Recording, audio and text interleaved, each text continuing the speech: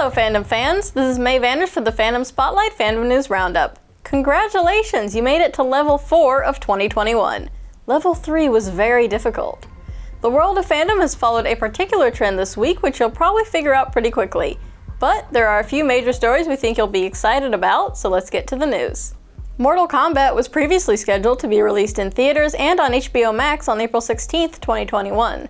The film based on the fan-favorite video game will now premiere on April 23rd, 2021. We're also planning to do a virtual panel about the film on April 26th. If you want to join us, look out for a sign-up form coming soon to our website. The debut date for the sequel to Venom, Let There Be Carnage, has been moved around a lot. During this year's big game, with the ball and stuff, it was revealed the date would be June 25th, 2021. Now the new date is September 24th. Let's hope this symbiote doesn't jump to another date. Again. A delay for Resident Evil fans as well. Welcome to Raccoon City was scheduled to be released on September 3rd of this year. The film will now debut one day before Thanksgiving on November 24th. Because nothing says giving thanks like zombies. COVID-19 has taken another convention away from us. The popular gaming convention PAX East has been canceled for this year. The convention, usually held in Boston, will now occur virtually as PAX Online. PAX Online will run July 15th through the 18th, 2021. Penny Arcade and ReedPop are hoping PAX West and PAX Unplugged will still be held in person. There's no other information yet on what PAX Online will offer fans. Disney Plus released a new trailer for The Bad Batch this week and it looks good. The series will debut with a 70-minute mega episode on May 4th, 2021, aka Star Wars Day. After that, the show will air episodically every Friday starting May 7th. Katya Winter has been cast as the short Russian mob boss Little Nina for Prime Video's The Boys. Those familiar with the comics will know that Little Nina has quite a fondness for sex toys. Hey, a girl has needs. It will be interesting to see how Little Nina will play into Season 3. You would think Halloween is Batman's favorite holiday, but after the long Halloween, it's probably Arbor Day.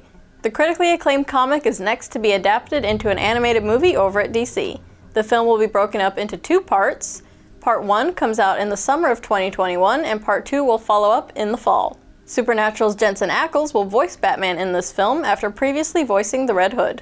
The genius that figured out the formula for the perfect little girls, Professor Drake Utonium, has been cast for the CW's Powerpuff Girls series. Scrubs star Donald Faison will play the Powerpuff Girls creator and father. Faison joins Dove Cameron, Chloe Bennett, and Yana Perrault to round out the main cast. Warner Brothers continues to ride the nostalgia train, with its next stop being the Thundercats movie, which will be directed by Adam Wingard, who recently directed Godzilla vs. Kong.